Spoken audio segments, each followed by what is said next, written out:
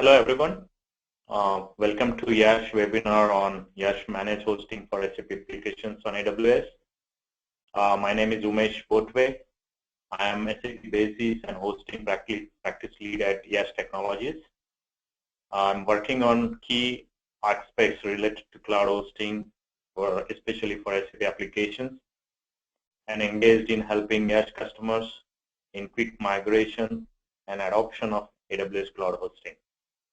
So in today's session, I'll be talking around AWS cloud hosting for SAP applications.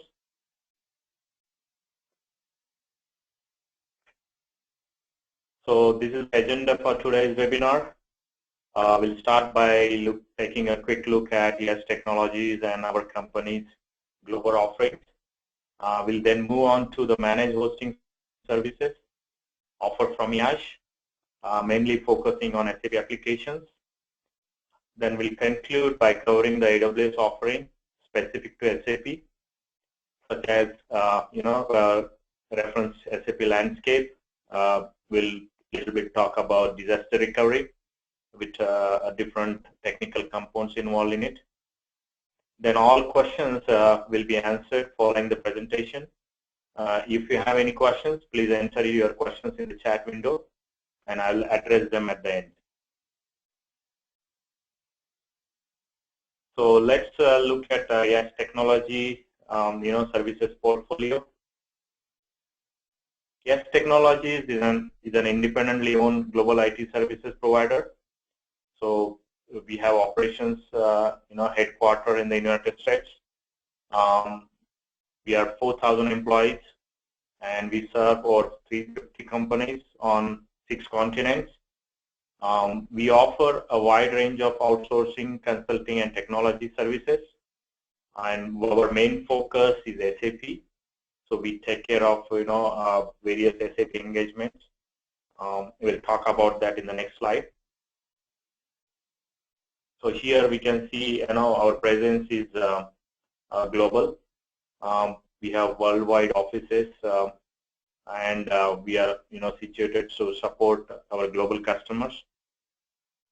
So we are guaranteeing optimal service and availability to support from the global point of view. So we have offices all over the world. So this is our service portfolio. So I'm not going to talk too much on this, just to give you a broad idea. So our YASH service portfolio offers a complete range of applications. It contains infrastructure services, digital services, and we cater on not only SAP, we cater to Oracle and Microsoft service lines. We are specialized in a wide range of verticals and industries, including manufacturing, consumer products, life sciences, and chemicals, to name few. So we are also engaged in package application services for SAP and different industry segments.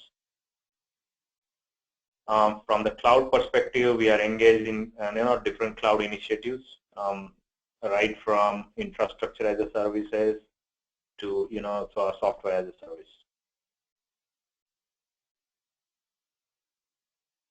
As you can see on this slide, YASH has completed around 250 plus various kinds of projects in SAP.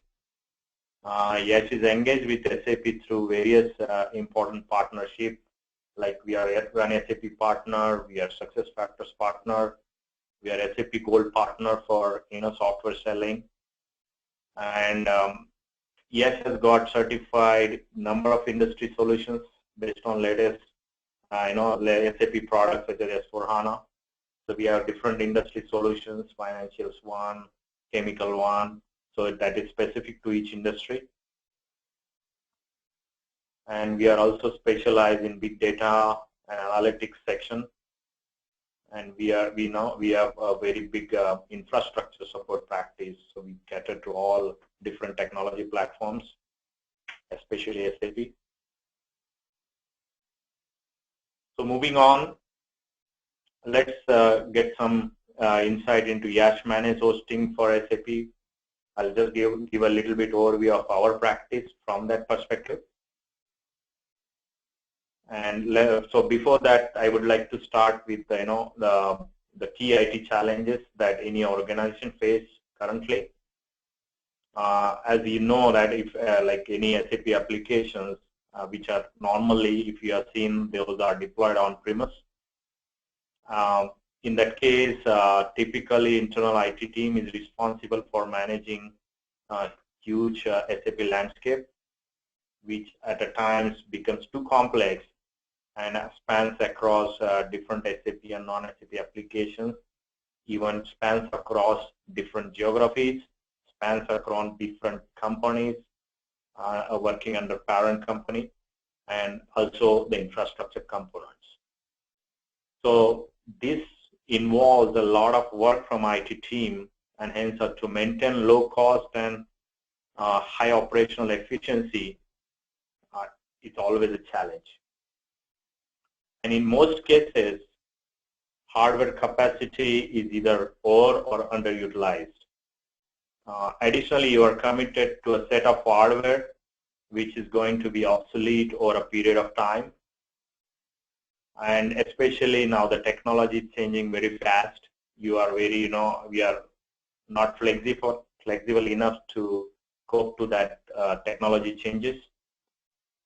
From new projects point of view, like hardware sizing and procurement is a lengthy process, which leads to delay in project startups. Additionally, other areas, the security of application, network, etc., demands internal IT team to be up to speed with the latest technology and innovations. So if you see overall, a lot of challenges are being faced by organizations running on-premise SAP landscape. But there is a solution to that, and that's the reason the top leadership in any organization, specifically not an IT organization, and they have focused in core business, they're looking at ways to find the solution for the challenges that we are seeing. So from the top management perspective, for example, CFO, like current traditional SAP IT landscape needs a huge upfront capital investments, and this is not what CFO prefers. He would like to invest in a cash-friendly manner and prefers an operating expenditure over capital expenditure. So SAP on AWS is a quick deployment, right? So that's what the CEO expects. But on-premise implementations, you can launch, it takes a month or maybe more than that to get a required hardware and set it up accordingly. But in contrast, on cloud environment, especially on AWS cloud, you can launch your desired hardware instance with preloaded operating system in minutes or hours. From CIO perspective, he expects its employees to contribute to its core business and its innovation, and hence looking toward cloud to outsource IT activities, which is a low-key affair from organization perspective. And wants to focus on the core business rather than traditional IT activities which are repetitive in nature. So these are the key factors driving most of SAP customers to think about cloud. But again, it's early stages, so they are taking baby steps. Some of the organizations are adopting big bang approach to approach cloud. So to cater to such demands, we have engaged into a partnership with YASH. YASH has engaged into a partnership with AWS. We are already partnered with SAP, so this is a three-dimensional partnership we are having. And this we started a few years back. Since then, we have helped many customers reduce their total cost of ownership for SAP applications management and the hosting. Looking at our contribution to SAP hosting and infrastructure support, Amazon Web Services has awarded YASH with a SAP competency partner. So it opens up a new different tools and procedures in YASH portfolio that enables us to value add to our services to our end customers.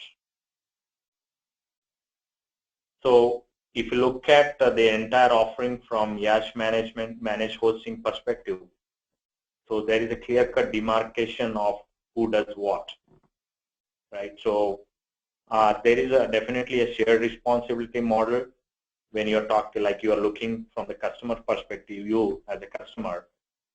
So, and YASH, who is a partner with you, and AWS, who is the infrastructure provider. So in this case, if you see, AWS operates and manages and controls the components from the host operating system point of view, which is a bottom layer where you are running your physical infrastructure, and the virtualization layer that is called hypervisor. And down to the physical security of the facilities, right, data center in which the services operate. In turn, you or partner like YASH assume responsibility and management of the guest operating system. So including, say, some updates or security patches or other associated application, SAP application related support. Even you are responsible, or your partner like YASH is responsible for architecting the virtual private cloud, the setup of that and the configuration related to that. Even security related aspects of that cloud is a partner's responsibility or the customer's responsibility. So there is a clear-cut demarcation of responsibility when it comes to deploying SAP applications on AWS. So if you look at AWS data centers and their infrastructure, so AWS provides services in multiple locations across the globe. AWS locations are composed of regions and availability zones, as you can see on the screen. Regions consist of one or more availability zones. So like, for example, North Virginia has 5 availability zones. And these are geographically dispersed and will be in a separate geographic areas. But regions are mostly, distant apart. And this global infrastructure and tools help you design business continuity plans easily and quickly compared to on-site infrastructure. AWS keeps on expanding this infrastructure. Recently, they added few more locations, few more regions, and they keep on adding new availability zones and regions. So from the customer perspective, it becomes very easier to choose the location that they prefer, and the consideration would be the latency and the connectivity point of that is the only consideration. So it's a ready-made infrastructure, and we can use it to our benefits. So that was for AWS. Now coming back to the YASH point of view, right? So we have infrastructure on AWS, and these are the value-added services that YASH or any other partner provides on top of AWS. So at YASH, our SAP basis, it's a support that from a SAP administration perspective will manage customers' landscape completely, so that the customer can focus on high priority matters, right? So these are the daily activities or some on-demand activities that we take care of. And this is part of our YASH hosting team, which we take care of all support activities for operating system. So all patching and configuration of operating system and database and SAP application. So it frees up all IT resources from the customer perspective, right? So they can focus on their core activities. And our team is specialized in all operating system and databases supported by SAP. So SAP supports numerous databases and operating system combinations and on various SAP products. So virtually we support all these products and deploy them on AWS or help customers run them on AWS. Apart from support activity, we take care of the proactive monitoring of SAP landscape. So some of the customers we have, they expect us to monitor their system around the clock, 24/7. And to prevent customer systems from risk of suffering service degradation at certain times of a day, or that is the expectation. So YASH basis experts proactively monitor, alert, escalate, and administer SAP systems at all times. That happens during the normal business hours, nights, weekends, and holidays. So especially like for looking at SAP critical applications, which is supposed to run your entire business, this is nothing, surprise for any organization. So in turn, this helps customer organizations receive a real-time response with zero gaps in coverage, regardless of what part of the world customer systems are located. So it doesn't matter where the customer is located, in Europe or here in US. So we monitor their systems around the clock and then notify the support team. Then they can act on that particular problem before it becomes big. Again, switching back to the AWS infrastructure, right? So there are two components: AWS infrastructure security levels and the YASH security levels, right? That is some responsibility we have seen. From Amazon Web Services point of view, the cloud compliance, right? So this requirement for each customer organization from different industry segments. Like life sciences, they have different requirements and compliance requirements. So Amazon Web Services is responsible for cloud security, right? So if you can see, there are different certifications available and achieved by AWS.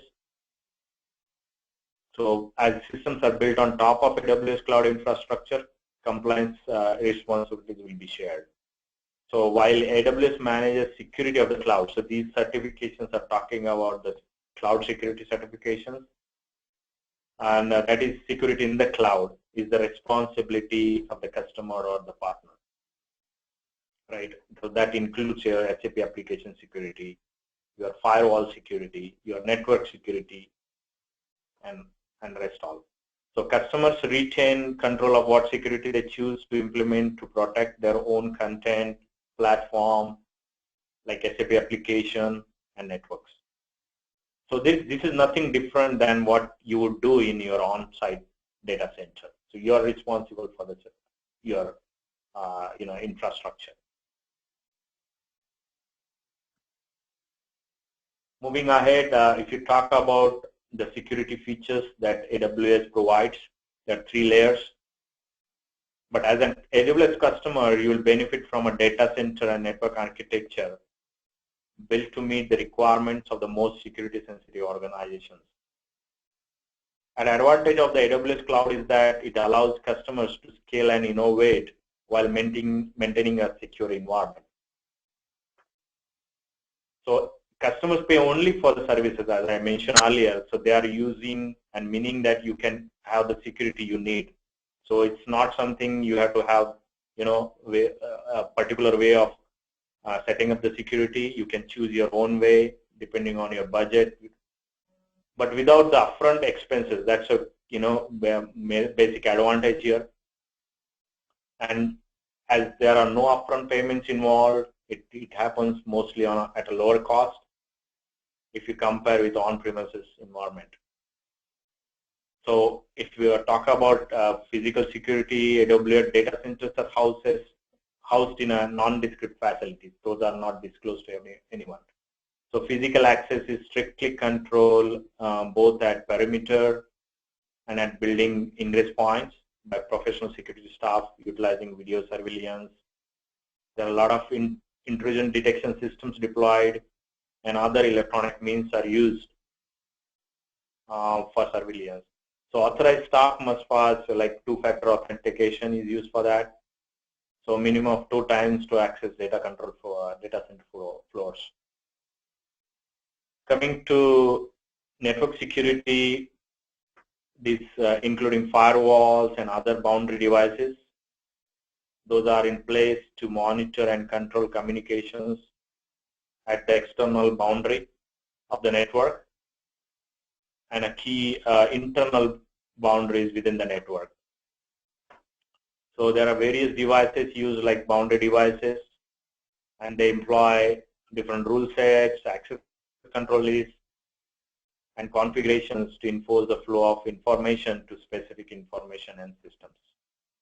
Similarly, we have compute security that also gives you different tools and inbuilt security features that makes the actual server level security. Now let's move on and see and discuss about the technical components and the architecture of this SAP deployment on AWS. As a customer, so for a new customer looking at AWS Cloud for SAP deployment, so there are various options of moving this cloud or deploying it on cloud.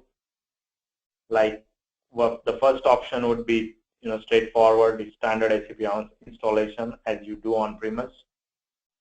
So you just follow the SAP standard procedure to install your SAP systems. But you just need to first create your virtual private cloud and start building your systems using the SAP standard procedure.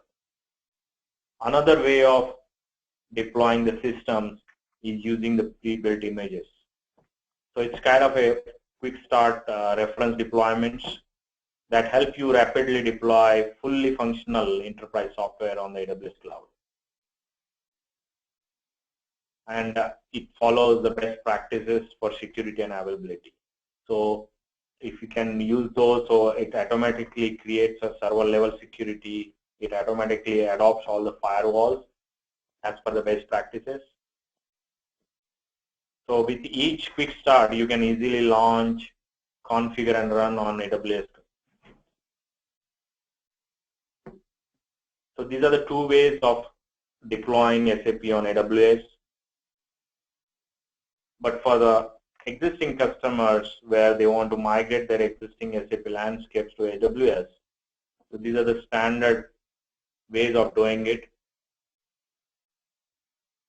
One of the very easy way to do it is to do a VM or virtual machine import and export, where there is a service called VM import export from AWS, which enables you to easily import your virtual machine images from your existing environment to AWS instances.